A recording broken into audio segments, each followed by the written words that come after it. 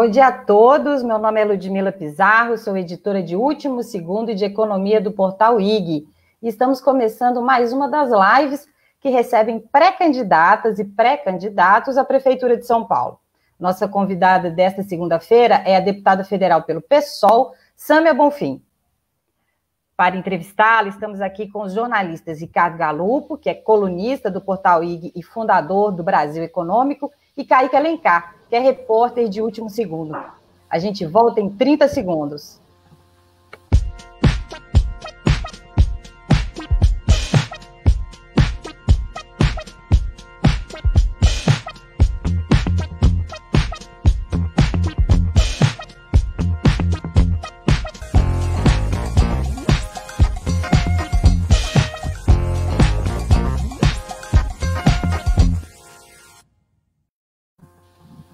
Sâmia Bonfim tem 30 anos, é deputada federal em seu primeiro mandato e em 2016 foi eleita vereadora aos 27 anos, se tornando a parlamentar mais jovem a exercer mandato na Câmara Municipal de São Paulo.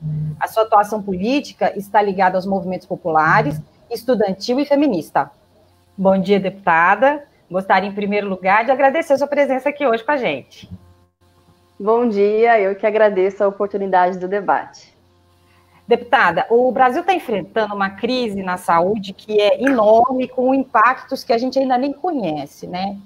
E ocorreram manifestações de rua em apoio ao presidente Jair Bolsonaro, pedindo a abertura do comércio, muito criticadas pelo risco de aumentar o contágio pelo novo coronavírus. Mas nas últimas semanas, a gente tem visto também as ruas sendo tomadas por outras manifestações, em favor da democracia, contra o racismo, contra a violência policial, e eu queria saber a sua avaliação disso. Existe uma contradição aí, quando o movimento popular vai para as ruas, tendo em vista que a gente ainda está vivendo essa pandemia e o isolamento social, ele ainda é indicado? Olha, a batalha pela implementação do isolamento social foi uma das principais, que não só a oposição, mas toda a sociedade brasileira teve, e que, infelizmente, nós fomos derrotados por uma lógica obscurantista e irresponsável do governo Bolsonaro. Porque o isolamento social, mais do que uma responsabilidade individual, deve ser uma responsabilidade do Estado, ou seja, disponibilizar condições, políticas públicas para que a população possa ficar dentro das suas residências.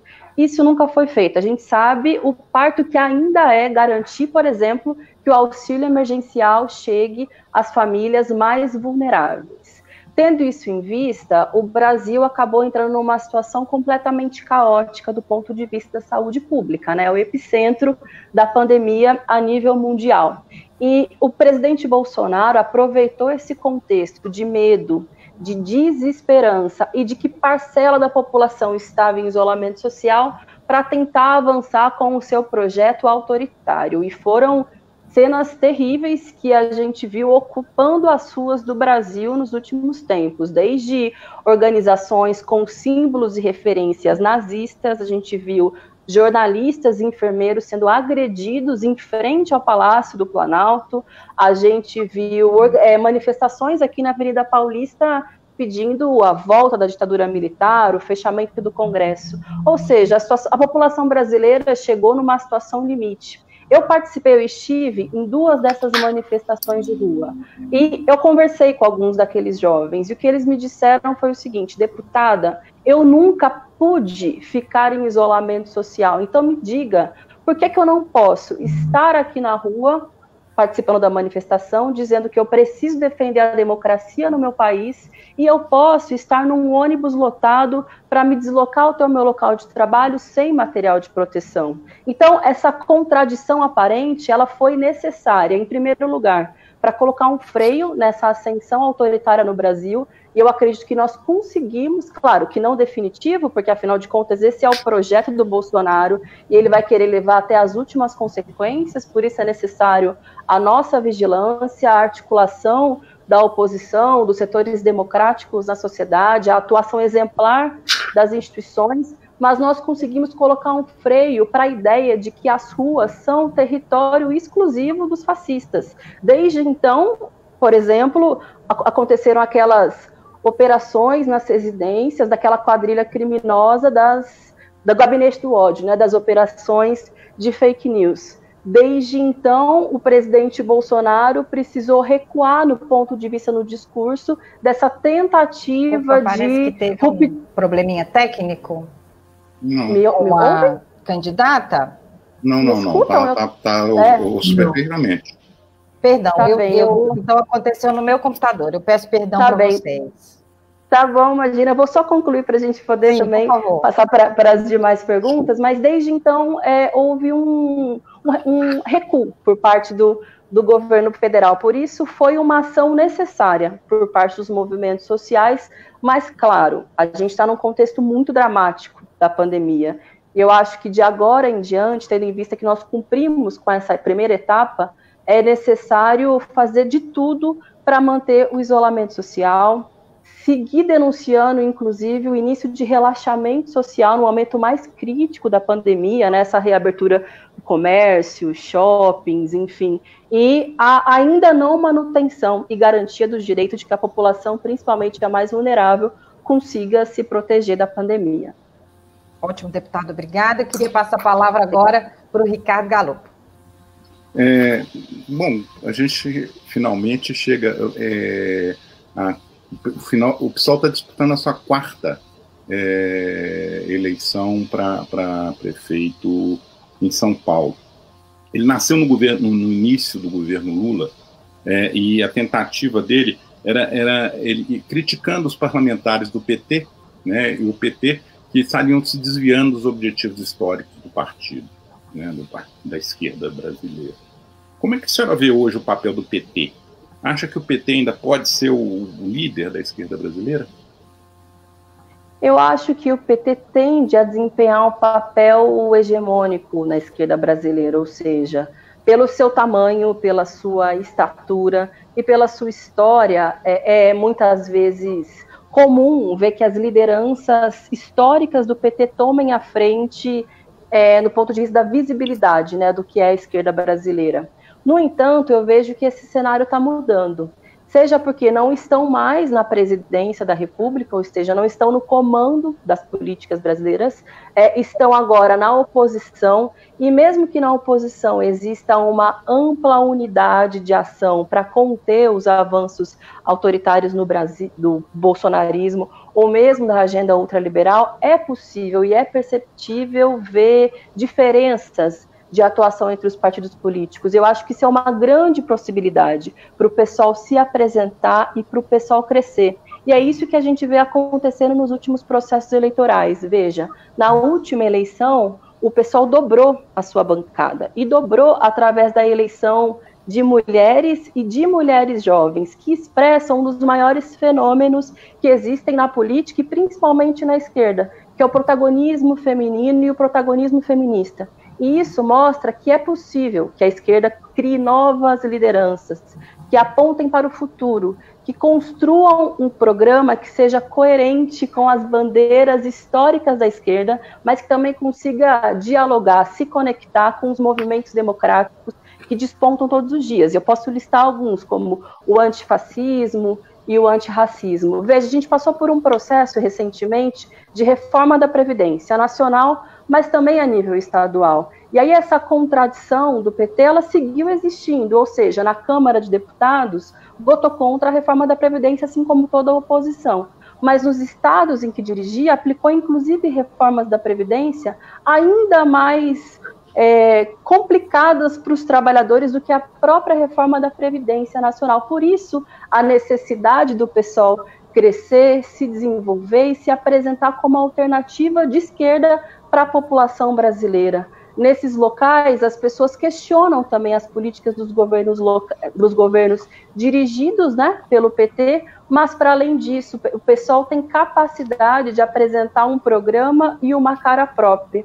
E eu vejo que isso vem se desenvolvendo nas principais capitais, no Congresso Nacional, mas principalmente nos movimentos sociais, né, na base. Não é à toa que quando você vai para uma manifestação, você vê muitos jovens se aproximando das colunas do PSOL, não é à toa que, por exemplo, no processo eleitoral passado, ainda que eu tenha tido muito menos estrutura, quase não tive tempo de TV, fui a parlamentar com 250 mil votos, da capital fui a parlamentar de esquerda mais votada, e isso tem menos a ver com o talento individual, mas tem mais a ver com o momento da política, né? O perfil e o programa que pode expressar essa renovação da esquerda, possibilidade de futuro e coerência programática com bandeiras fundamentais de defesa dos direitos dos trabalhadores.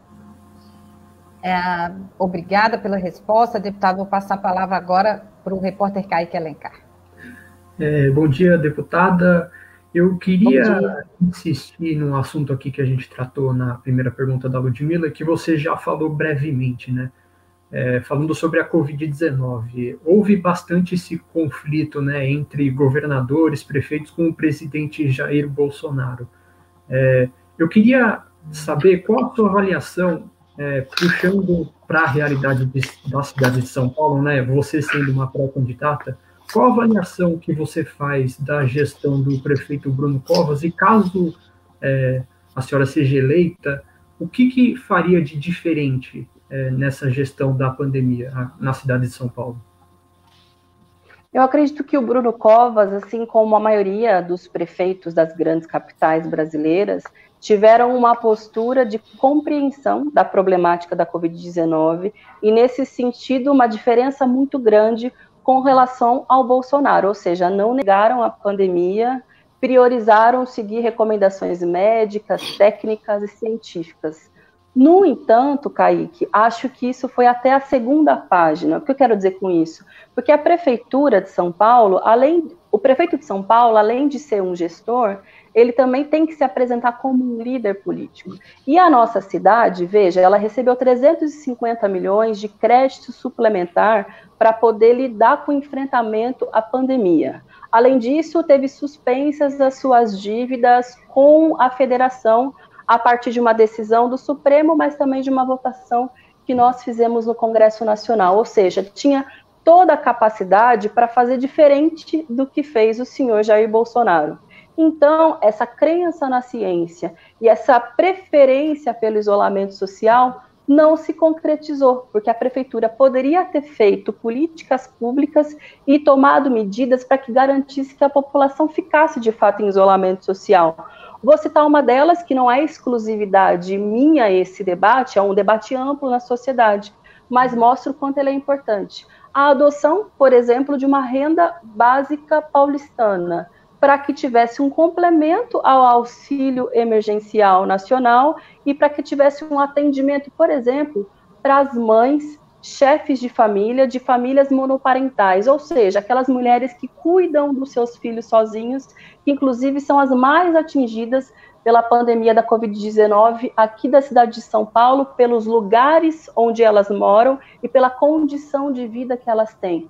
Poderia, por exemplo, ter garantido, através de um programa de acesso digital, que as crianças pudessem ter condição de estudar durante o momento da pandemia, porque o que a gente viu é um processo gigantesco de exclusão digital. Jovens não têm acesso à internet, não têm equipamentos eletrônicos. Consequência disso, por exemplo, foi a luta pelo adiamento do Enem, mas que revela que também é responsabilidade do poder público municipal conseguir construir parcerias que possibilitem que esses jovens tenham acesso. Não é possível naturalizar a cena daquela jovem que ia até o ponto de ônibus para conseguir assistir a aula da sua professora. Um outro ponto que eu acho que foi bastante problemático diz respeito ao direito à alimentação dessas crianças. O prefeito hoje disponibiliza um cartão de cerca de R$50 para substituir a merenda, mas veja, a merenda é a única fonte de alimentação de milhares de crianças que hoje estão passando fome, porque R$50 não dá uma compra de mercado. E eu falo desses elementos porque dizem respeito à capacidade de sobrevivência num contexto em que as condições econômicas, principalmente da população mais vulnerável, é atingida. Mas um outro elemento tem a ver com o próprio anúncio agora e já a reabertura do comércio no momento em que a pandemia está na sua situação mais dramática. Veja, há poucas semanas a gente estava discutindo a possibilidade de implementação de um lockdown. Houve uma entrevista do governador do estado e do prefeito que eles diziam que estavam estudando a possibilidade, porque a gente estava entrando numa situação muito dramática da pandemia. Uma semana depois, sem que os índices tenham melhorado, eles anunciaram justo o oposto, um processo de relaxamento das medidas de isolamento social. Acho que isso, claro, tem a ver com uma pressão direta de pequenos empresários e médio empresários, mas para que a situação deles seja resolvida, e precisa ser resolvida, afinal de contas eles também empregam muitas pessoas, e não é justo que eles quebrem, é necessário que se cobre do governo federal que, por exemplo, o Pronamp, que já foi aprovado há mais de um mês no Congresso Nacional, finalmente possa entrar em funcionamento. O que é o Pronamp? É uma política de distribuição, de disponibilidade de créditos para pequenas e microempresas, para que elas possam passar por esse contexto da pandemia. No entanto, se optou por ceder para essa pressão, que é uma pressão diretamente bolsonarista, ao invés de se responsabilizar pela manutenção do isolamento social. Isso sem contar nas próprias questões do ponto de vista da saúde pública. De fato, houve um operativo para a reabertura de alguns hospitais que estavam há anos paralisados na cidade de São Paulo, e houve um operativo correto de implementação de hospitais de campanha. No entanto, eles são localizados nas regiões centrais. E hoje existe, por exemplo, um movimento muito dinâmico na zona leste de São Paulo, pedindo a implementação de um hospital de campanha naquela região, que é uma das mais atingidas pela Covid-19, e, no entanto, ainda se prioriza as regiões centrais para o atendimento. Ou seja, é necessário perceber que é a população mais vulnerável, os moradores das periferias, que são mais vítimas do ponto de vista econômico e sanitário da pandemia. E essa lógica tão simples, que é estrutural, histórica da cidade de São Paulo, o prefeito Bruno Covas não levou adiante. Ok. Deputada, eu queria fazer uma pergunta, retornando um pouco uma fala da senhora na resposta da primeira pergunta, sobre essa questão realmente entre posições diferentes que estão acontecendo hoje no Brasil, né? Teve uma denúncia do deputado Eduardo Bolsonaro contra a senhora na Procuradoria-Geral da República, dizendo que a senhora era ligada a movimentos antifascistas e que esses movimentos são considerados terroristas. Queria que a senhora comentasse essa postura e também que a senhora comentasse a questão da virulência, da forma com que nas redes sociais, principalmente as mulheres ligadas à política, são tratadas. Inclusive, a senhora também é muito agredida com agressões de caráter misógino. Como é que a senhora lida com isso? Bom, primeiro o deputado Eduardo Bolsonaro fez uma denúncia, protocolou uma denúncia na PGR sem o menor fundamento, porque eu participei de uma manifestação antifascista e isso não é crime no país. Pelo contrário, crimes são justamente as manifestações de cunho fascista que ele, seus irmãos, a sua família, seus colegas bolsonaristas patrocinam e organizam pelas ruas do país. Eu tenho certeza que esse processo, esse pedido de processo na PGR não vai adiante, mas mostra uma tentativa que é típica, inclusive, dos fascistas de tentar virar o jogo, distorcer a realidade dos fatos, para incriminar aqueles que estão se levantando e que são, através dos movimentos sociais, da articulação da sociedade civil, responsáveis pelo recuo deles, que são os fascistas. Veja, a família Bolsonaro está envolvida até o pescoço com todo tipo de crime possível, seja do ponto de vista da organização e disparo de fake news nas redes sociais, seja aquele que é ainda mais grave, que tem a ver com organização e impulsionamento de grupos de milícias, principalmente no estado do Rio de Janeiro, que é responsável por executar pessoas, fazer controles territoriais, que inclusive tem consequências eleitorais a partir desse controle de territórios, esquema de lavagem de dinheiro através de lojas de chocolate, de compra de imóveis, ou seja, estão atolados em criminalidade, em um processo muito complexo para a democracia brasileira. E é por isso que tentam punir algumas das vozes que se levantam e que questionam, né, essa política no Brasil. Mas quanto a isso, eu estou bastante tranquila e eu acho que os índices de reprovação do Bolsonaro, que só vem aumentando na sociedade, mostram que nós estamos numa direção correta e que é parte também do desespero, né, para tentar se salvar diante de tanta complexidade. Agora, sobre o tema das mulheres, eu até agradeço a pergunta, porque, veja, existem poucas mulheres candidatas, né, nesse processo eleitoral, por exemplo, aqui da Prefeitura de São Paulo. Por hora eu sei, pré-candidatas, aliás.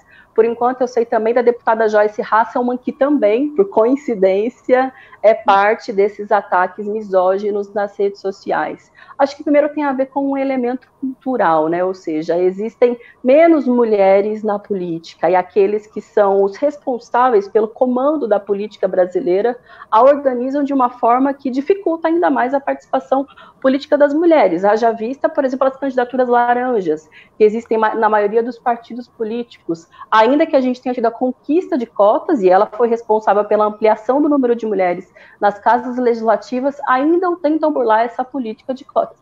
Utilizam de todo tipo de violência verbal, às vezes violência física, para tentar dar um recado para as mulheres de que elas deveriam voltar para casa. Mas, sabe, está aumentando, né, a demanda por maior participação política feminina.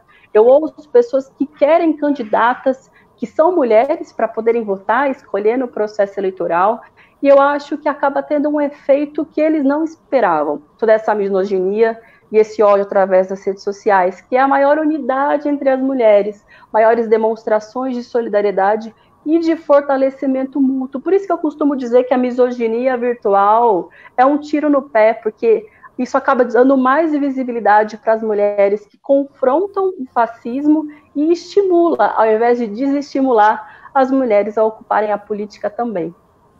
Tá ótimo. Deputada, nós recebemos aqui uma pergunta da audiência, o Caio que vai ler para a gente. Isso, a pergunta que chegou aqui, interação da audiência, é do Ryan na área, esse é o nome do usuário. Sâmia, um dos principais temas que estão em foco são as desigualdades, e destaco as desigualdades educacionais, que prejudicam ainda mais os jovens de escola pública e periféricos. Como a senhora vai enfrentar isso? Acho que um dos temas que, inclusive, tem uma relação direta, né, com a pandemia da Covid-19 é garantir acessibilidade digital, né, acessibilidade à internet para os jovens paulistanos, para os jovens brasileiros, porque boa parte deles não tem essa fonte na sua residência, não tem instrumentos tecnológicos, e é necessário que o poder público construa um programa de acessibilidade digital para que o direito à educação seja mantido, inclusive em momentos em que é necessário fazer um isolamento social, como na pandemia.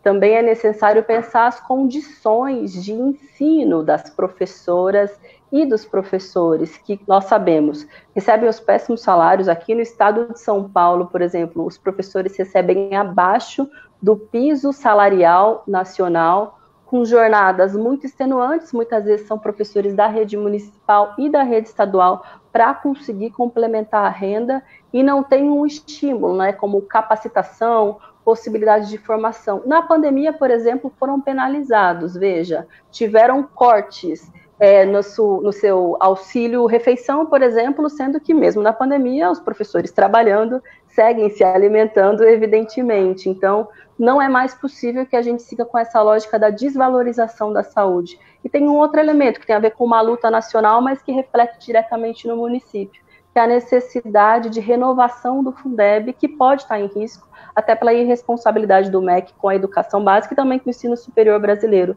Nós precisamos, na próxima semana, aprovar a renovação do Fundeb, com implemento de financiamento por parte do governo federal, para que a gente possa cumprir minimamente as metas do Plano Nacional de Educação, para que a gente possa expandir o número de salas de aula, inclusive garantindo equipamentos tecnológicos para os alunos e formação de professores.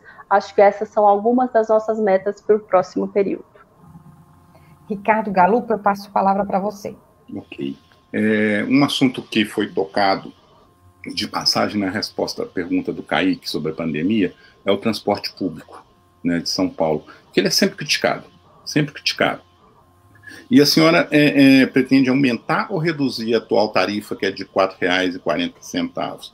E caso queira reduzir, né, hoje a prefeitura já gasta 2 bilhões e 500 milhões de reais de seu orçamento com subsídios às empresas concessionárias.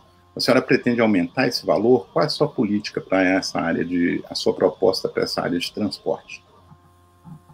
Galupo, o tema dos transportes é sempre um dos temas debatidos, primeiro porque a população precisa disso para sair de casa, para trabalhar, principalmente a população periférica, que passa 2, 3 horas no transporte público de péssima qualidade, mas também porque em São Paulo significa um esquema um pouco suspeito e nebuloso, porque são somente 5 empresários que controlam toda a frota de transporte público de São Paulo, com contratos que são muito questionáveis. Eu me lembro, eu era vereadora à época, o edital de concessão, né, de possibilidade de administração dessas frotas de ônibus em São Paulo foi suspenso por 2 vezes, porque encontraram centenas de irregularidades. E no final das contas foram as mesmas empresas de sempre que conseguiram ficar com a administração dessas frotas das diferentes regiões da cidade e por um tempo de mais de 20 anos de garantia de que vão ter o controle sobre isso.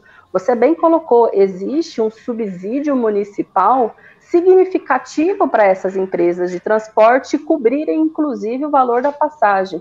No entanto, existe pouquíssima transparência, fiscalização e prestação de contas do serviço que essas empresas prestam. Por isso que eu acho que a primeira atitude de um prefeito que pretende rever a lógica dos transportes públicos de São Paulo, para que ele possa ser democratizado e para que, inclusive, sim, a gente possa ter uma redução da tarifa, que é uma das principais reclamações da cidade de São Paulo, é rever essa lógica das máfias dos transportes na cidade de São Paulo. Mas, para além disso, Galupo, eu acho que o processo eleitoral e mesmo os primeiros meses da próxima gestão da prefeitura ainda vão ser transpassados por elementos da pandemia, ou seja, questões sanitárias ainda vão ser necessárias, né, de serem adotadas nos próximos períodos. E para isso é necessário pensar em tecnologias, né, para que a gente garanta que o transporte possa ser um espaço seguro para a população, para que se tenha a manutenção da frota, que não se cometa esse erro terrível que foi cometido pelo prefeito Bruno Covas de reduzir a frota, porque considerou que ia haver menos circulação na cidade, mas isso significou uma lotação dos transportes públicos, que foram um dos principais meios de contaminação, e contaminação principalmente da população que mora nas periferias da cidade, que dependem desse transporte público, ou para que não se cometa o erro que ele também teve, esse rodízio, né, que também acometeu uma maior superlotação dos transportes públicos. É necessário tecnologia, inteligência e ouvir os especialistas. Acho que essa pandemia, inclusive a postura do Bolsonaro, mostrou que é necessário acreditar na ciência. E, felizmente, a cidade de São Paulo tem uma força pensante exemplar e invejável para várias cidades brasileiras e cidades mundo afora. Nós temos, por exemplo, três das maiores universidades públicas do país têm sede na cidade de São Paulo, sem contar tantas outras universidades privadas, cientistas, pesquisadores. Toda essa inteligência tem que ser utilizada e valorizada, inclusive para pensar políticas públicas já consolidadas na cidade de São Paulo, e para que, caso a gente tenha que enfrentar um novo processo de isolamento social, a gente possa fazer isso com mais responsabilidade e sem prejuízo para a população. Deputada, chegou mais uma pergunta da audiência, da Ada Tawane. O que a deputada pensa sobre o retorno das crianças às aulas? Sou sua eleitora e não concordo com essa atitude neste momento, em todo o país e em São Paulo principalmente. Eu também discordo frontalmente. As crianças foram as primeiras, né, a serem poupadas da contaminação, a Covid-19, ou seja, as escolas foram as primeiras a serem fechadas, né, de todos os serviços, justamente para garantir que elas não contaminem seus pais, seus avós, mas que elas também não estejam expostas aos riscos. E agora, no momento que a gente ainda não tem a estabilização do vírus, pelo contrário, a gente está justamente, talvez, no epicentro, né, no momento mais dramático se anuncia a possibilidade de volta dessas crianças. Eu tenho certeza que as mães e pais, assim como essa minha eleitora que escreveu, são contrários a essa medida. Mas, eu repito, é necessário dar condições para que essas crianças possam seguir em casa, ou seja, acesso à alimentação, que infelizmente R$50 do cartão municipal não assegura. É necessário acesso a instrumentos tecnológicos e à internet para que o direito à educação seja mantido. É um sacrifício que a gente precisa fazer? Sim, mas uma pandemia exige sacrifícios por parte das famílias, dos indivíduos, e exige atuação responsável do poder público. Colocar as crianças em risco, seus pais e seus avós, é absolutamente injustificável. Kaique, queria passar a palavra para você. Ok. Deputada, retomando um pouquinho o assunto de política, né? Em nível federal, fala-se muito em uma união de forças democráticas para fazer oposição ao Planalto, né? No entanto, aqui na cidade de São Paulo, os partidos de esquerda, tudo indica que estão lançando candidaturas independentes, né? Eu queria saber da senhora, ao que a senhora atribui essa configuração regional? Isso não pode prejudicar o combate às candidaturas que são adversárias, candidaturas conservadoras e liberais? Aproveitando até para complementar a pergunta do Kaique, inclusive dentro do seu partido, não houve consenso com relação ao nome. Assim, o que aconteceu para que isso acontecesse, Sâmia? Tá bem. Bom, primeiro, respondendo ao Kaique, acho que o primeiro motivo tem a ver com as próprias regras das eleições esse ano, pelo fato de não haver chapas de composição para vereadores, ou seja, não tem como mais fazer uma coligação de diversos partidos para que os vereadores possam, a partir dessa somatória, ter quociente eleitoral e depois dividir entre os partidos que a compõem, né? Então, por isso, para quem quer ter uma boa bancada de vereador, uma boa bancada na Câmara de Vereadores, faz sentido e é justo que lance uma candidatura própria, para poder, inclusive, fortalecer essa chapa, apresentar os seus candidatos, porque é o voto na legenda que vai garantir o quociente mínimo para a eleição desses vereadores. Mas também, para além do elemento técnico, né, tem a questão política. Acho que agora é um momento para que todos os partidos possam apresentar o seu programa, sua plataforma programática, seus princípios, propostas, os seus quadros, sua capacidade de renovação, de diálogo com a população. Isso não significa excluir uma unidade política para derrotar o projeto bolsonarista e fascista que está em curso no país. Veja, em São Paulo, a gente não tem um risco, como existem em outras cidades, de que ainda no primeiro turno se eleja um candidato bolsonarista, um candidato neofascista, autoritário, ultraliberal aos moldes do que é o Bolsonaro. Então, nesse sentido, do ponto de vista do cálculo eleitoral, não existe prejuízo, pelo contrário, existe ganho que os diferentes partidos possam se apresentar. O PSOL, por exemplo, sempre teve candidatura própria aqui na cidade de São Paulo. Na última, nós tivemos a Luísa Erundina como candidata a prefeito e elegemos 2 vereadores. A previsão para esse ano é que o pessoal possa, inclusive, ampliar a sua bancada, porque nas eleições para deputados federais a gente teve muitos votos na cidade de São Paulo, por muito pouco. Não elegemos 4 deputados, ou seja, não dobramos a bancada paulista no PSOL no Congresso Nacional. E tendo visto o fortalecimento de algumas pautas com as quais o PSOL tem muita identidade, tendo isso em vista, é muito possível que ele cresça. Por exemplo, as lutas das juventudes, da educação, das mulheres, do movimento negro, que tem muita força dentro do nosso partido, porque é o partido, afinal de contas, da Marielle Franco, que, a partir do seu nome, né, e da sua luta, conseguiu impulsionar e estimular outros jovens, outras mulheres negras também a ocuparem esse papel. Com relação ao que acontece no PSOL, o PSOL é um partido democrático, é um partido que tem vida interna, ou seja, existem diferenças, divisões e de posições que sempre são resolvidas no debate político e na definição, né, a partir da decisão dos seus filiados, dos seus militantes. O que nós esperamos que aconteça nesse processo eleitoral precisa obedecer a esse nosso histórico, ou seja, um processo democrático de prévias onde os filiados possam ser ouvidos. Na verdade, as prévias já eram para ter acontecido lá no início da pandemia, por isso as prévias, na verdade, foram suspensas. E agora nós estamos com uma proposta que, inclusive, garante que tenha possibilidade de votação online, porque tem muitas pessoas que são grupos de risco, que têm o direito de não sair de casa, né, para ter o seu voto exercido, a sua escolha dentro do partido exercida, mas que também possam existir urnas em algumas regiões da cidade, justamente para aqueles que não têm acessibilidade online, que também é uma realidade, principalmente para a população mais vulnerável, que também é filiada ao nosso partido. Existem diferenças de concepção, diferenças programáticas do que deve ser o PSOL, de que forma ele deve se apresentar.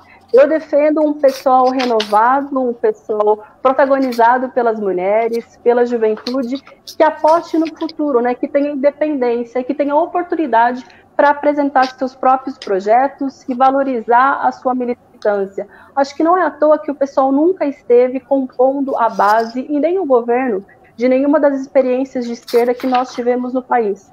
É por uma necessidade histórica, né, de que a população saiba que existe uma esquerda que não se rende, uma esquerda que não se vende, que está disposta a dialogar com os movimentos democráticos e seguir apostando numa alternativa de esquerda para o país. Deputada, a senhora falou muito no seu discurso dessa questão da mulher. Eu queria perguntar justamente como é que a senhora avalia as políticas públicas que são adotadas hoje pelo município de São Paulo para atacar as desigualdades que atingem as mulheres, no que se refere à saúde, à oportunidade de renda e trabalho e segurança. E o que a senhora pretende fazer como prefeita?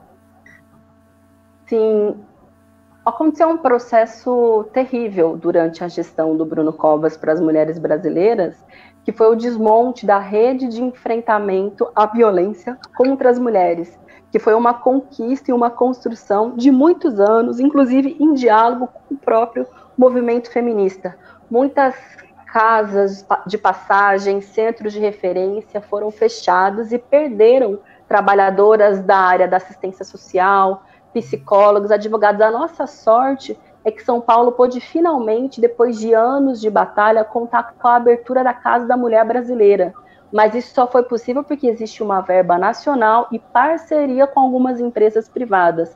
Senão, a violência contra a mulher em São Paulo, que aumentou em 50%, estaria numa situação de acolhimento ainda mais difícil e dramática do que a gente já está hoje. Por isso, é necessário reforçar a rede de enfrentamento às mulheres em São Paulo e também estimular um programa muito bacana que existe na cidade, que é da Guardiã Maria da Penha, que é uma forma de, dentro da Guarda Civil Metropolitana, formar e organizar os GCMs para protegerem essas mulheres nos seus territórios, para que elas se distanciem, né, dos seus agressores e possam seguir desenvolver a sua vida com tranquilidade.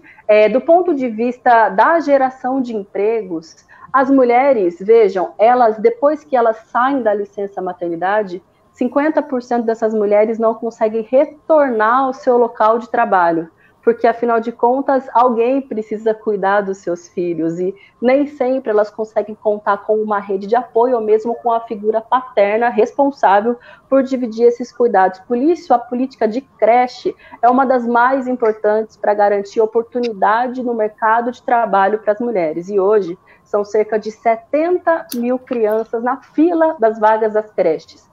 Existe um repasse da prefeitura para muitos institutos infantis administrados pela rede privada, que são terceirizadas, mas existe também, infelizmente, uma grande máfia em torno disso. Não é à toa que no ano passado houve uma operação do Ministério Público que, inclusive, obrigou a prefeitura a desfazer o contrato com muitas delas e desmontou, né, um esquema criminoso de desvio de verbas, inclusive de desvio de alimentos para essas crianças. É preciso expandir a rede de creches de São Paulo, creches diretas, para que se tenha maior transparência, para que se tenha capacitação dos profissionais e para que as mães possam ficar no mercado de trabalho.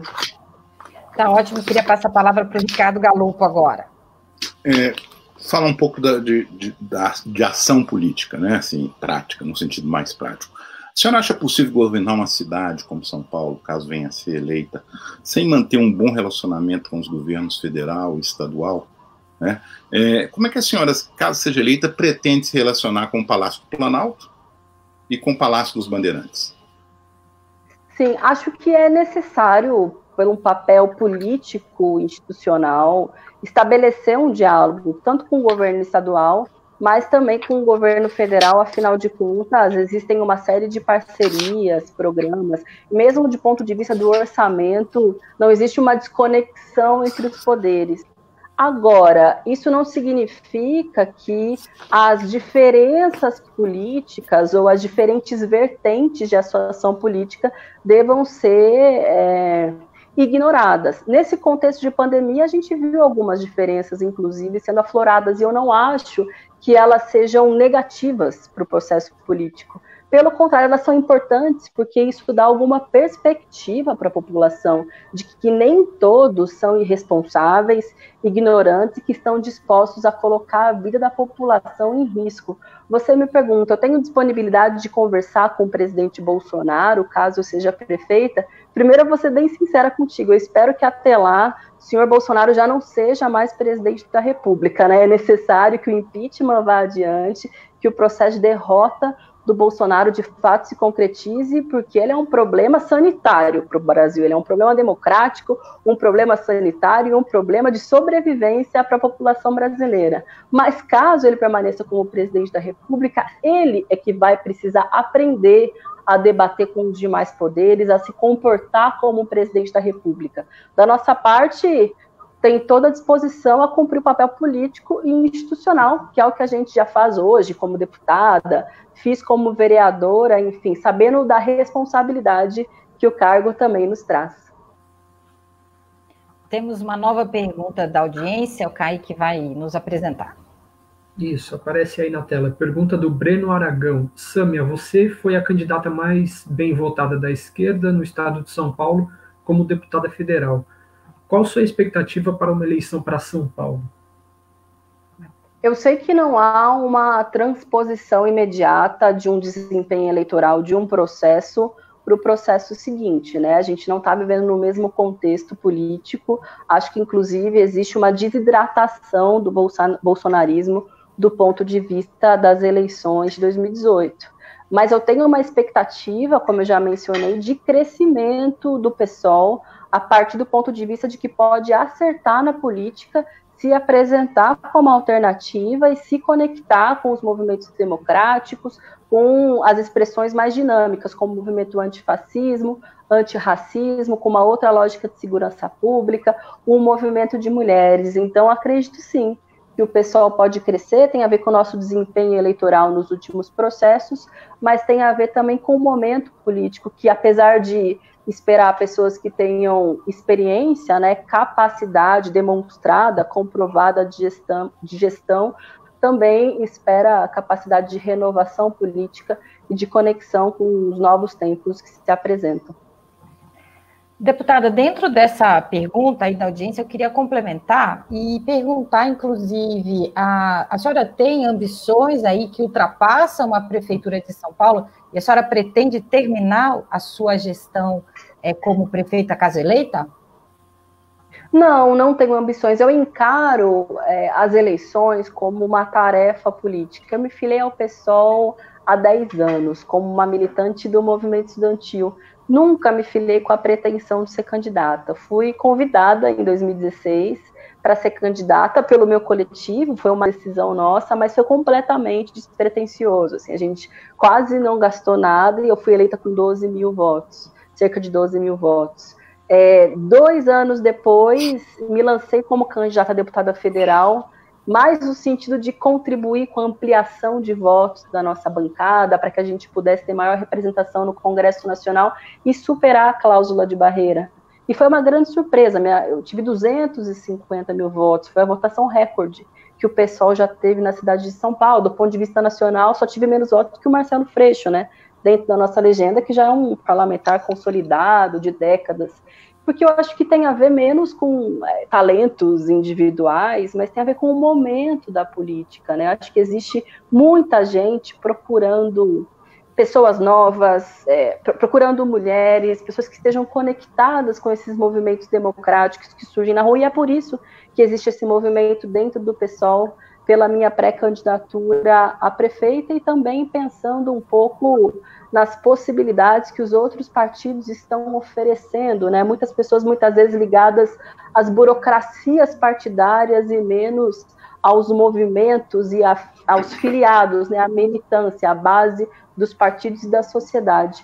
E é essa a nossa disposição, e sem dúvida, e até o final, se assim for possível, né? Se assim a população de São Paulo definir, porque acho que existe muita expectativa e possibilidade de mudança. Galopo. Pois bem, deputada, a Cracolândia já é há algum tempo um dos principais focos de problemas de São Paulo, né? Como é que a senhora lidaria com essa questão, caso venha a ser eleita? A solução tem que partir mais de uma questão social, de uma abordagem social, de saúde, ou de segurança pública? E na sequência dessa pergunta, qual é a preocupação da senhora com os moradores ali daquela região do centro de São Paulo que não são da Cracolândia? Perfeito. Acho que nos últimos anos a Prefeitura de São Paulo adotou um método que falhou, né, de lidar com o tema da Cracolândia, que foi utilizar o método da repressão, como se fosse possível, a partir de bombas, a que essas pessoas simplesmente desaparecessem ou fossem para suas casas. A maioria daquelas pessoas não tem casa, não tem família estruturada, não tem emprego, e é nessa parte que nós temos que atuar. Claro, combinado com a compreensão de que é essencialmente um problema de saúde pública. As pessoas, elas têm um alto nível de dependência química do crack. Existem experiências que foram adotadas em diferentes países, diferentes cidades, de tratamento de dependentes químicos, não através de internação compulsória e muito menos através da repressão policial, mas é pela lógica da redução de danos, que é a lógica que eu acredito e é com os profissionais com os quais eu dialogo, porque daí é um método não violento e é um método que funciona, que faz com que as pessoas possam, junto, claro, aliado com medidas sociais, de empregabilidade, de renda e de moradia, conseguir se recuperar dessa situação. Agora, sobre os moradores daquela região, acho que é um tema muito importante, porque tem a ver também com o debate sobre o centro da cidade, a forma como ele é ocupado e para que ele serve. Hoje existe uma lógica de que alguns locais do centro são para postos de trabalho e são para a elite econômica da cidade, enquanto as regiões periféricas é onde as pessoas mais pobres podem morar, inclusive com escassez de serviço público. A gente precisa mudar a lógica, inclusive, de ocupação do centro, né? Fazer com que essas regiões, inclusive da Cracolândia, que serve muitas vezes para especulação imobiliária, ou seja, existe um abandono, um processo de comercialização de muitos daqueles terrenos para depois de um tempo existir um processo de reconfiguração para que se tenha uma valorização e aí venda novamente a partir da lógica da especulação imobiliária. Não, isso precisa mudar. O centro tem que ser um lugar de acesso cultural, de equipamentos públicos acessíveis, inclusive para a população da região periférica, de práticas esportivas. E, claro, esse tem que ser construído um diálogo com a população que mora na região da Cracolândia, inclusive compreendendo as ações combinadas com o poder público, porque hoje o que a gente vê é uma ação unilateral do Estado, não existe assistência nem para a população, que se preocupa, evidentemente, com a Cracolândia ali na sua frente, nem com as próprias pessoas também da população que fazem parte desse grupo, que é um grupo absolutamente vulnerável. Kaique, queria te passar a palavra. Deputada, vamos tratar aqui de um assunto que a gente abordou com todos os pré-candidatos até agora, falar sobre orçamento, né, da cidade de São Paulo. O caixa do município para esse ano é de 68,9 bilhões. E a maior parte desse dinheiro ele acaba sendo comprometido com o pagamento de salário, aposentadoria. Como é que a senhora pretende lidar com demanda de aumento salarial? Se refere aos servidores públicos, né, municipais, evidentemente, sim. É importante dizer, os servidores públicos municipais estão há cerca de 10 anos sem reajuste salarial. Existe o valor de 0,01 de reposição inflacionária, que eu não estou me referindo a aumento salarial, estou falando a um reajuste que, inclusive, é assegurado e garantido por lei. E existe, ao mesmo tempo, uma lógica de criminalização dos servidores. É evidente, nós jamais defenderíamos uma lógica de que pessoas podem ganhar acima do teto. Isso é ilegal, é inconstitucional e deve ser corrigido. Mas a verdade é que a maioria dos servidores da cidade, assim como do país, ganham no máximo até 3 salários mínimos. Quando a gente fala de professores, está falando justamente daquelas pessoas que hoje estão na linha de frente do enfrentamento à Covid-19, que estão em hospitais, em postos de saúde. Estamos falando de professoras e professores que ganham 2 e pouco, ganham no máximo 3 mil reais, com uma dedicação impressionante para os seus alunos, para os jovens. E tem um outro aspecto também dos servidores que eu quero levantar, que tem a ver com a reforma da Previdência Municipal que foi feita recentemente, o Sampaprev. Eu acompanhei esse processo de perto, eu era vereadora na época, e ouvi muito, estudei bastante, e ouvi bastante também os servidores. E foi um processo completamente equivocado, viu? Porque, por um lado, significou um confisco salarial dos servidores, hoje eles, 40% do salário vai para o fundo, para o IPREM, mas também significou um complemento do orçamento da prefeitura, porque teve complemento do trabalhador, mas também do patrão, que no caso é o poder público. Sendo que o IPREM, inclusive existiu uma CPI na Câmara Municipal, teve um rombo gigantesco no seu orçamento nas gestões Pita e Maluf, que utilizaram parte daquele dinheiro para obras superfaturadas, e é uma caixa preta, viu, o orçamento do IPREM. Acho que é necessário uma revisão desse processo, porque a forma como o Sampaprev foi implementado foi sem a transparência completa nos dados de IPREM e significa prejuízo para o município, porque tem o maior complemento para esse fundo, mas também significa menos renda para servidoras e servidores que já estão sem reajuste salarial há 10 anos. Uma pergunta da nossa audiência, dos internautas. Isso, Guilherme Moreno. Sâmia, peço encarecidamente também para que traga a pauta da pessoa com deficiência e LGBTQ+. Infelizmente, o atual prefeito trata com descaso a comunidade PCD e LGBTQI. Temos muitos encaminhamentos. Acho que é bom a senhora comentar essa colocação do Guilherme. Tá bem. Bom, a cidade de São Paulo é conhecida por ter a maior parada LGBTQI+, do mundo, né? Reúne milhões de pessoas todos os meses de junho. Esse ano não teve uma parada LGBTQI online, mas é interessante como isso não significa uma política permanente de empregabilidade e de oportunidades para a população LGBT. Qual que é o grande problema, né? Enfim, são muitos grandes problemas, mas essa população, principalmente a população trans, tem como expectativa de vida 36 anos, não encontram emprego, porque as pessoas ainda têm muito preconceito, e muitas delas são expulsas de casa, expulsas da escola, e isso também tem impactos no mercado de trabalho. Foi implementado há alguns anos na cidade o programa Transcidadania, que é um programa muito interessante, mas da forma como ele é estruturado hoje ainda é muito insuficiente. O que significa esse programa? Ele dá capacitação, dá condições de empregabilidade para a população trans. Isso deve ser expandido como uma política de Estado. Como parlamentar, inclusive, eu destinei emendas para esse programa para que ele possa se estruturar melhor.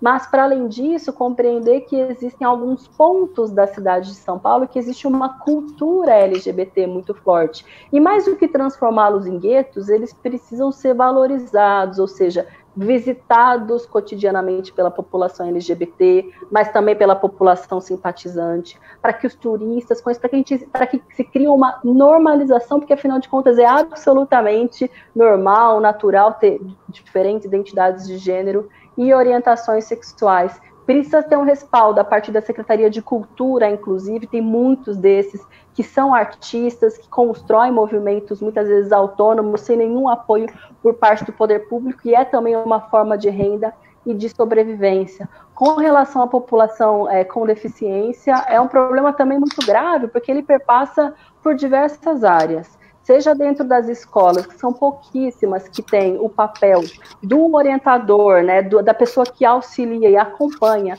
a criança com deficiência, mas também diz respeito à forma como a nossa cidade é arquitetada, né? As escolas, as calçadas não estão preparadas, os próprios equipamentos públicos, nem todos têm instrumentos de acessibilidade, e sem dúvida isso tem que ser uma das prioridades. Eu acho que, inclusive, o próprio processo eleitoral de 2018 mostrou o quanto esse tema é importante e diz respeito à inclusão, né, à democratização da cidadania, de fato, na nossa cidade.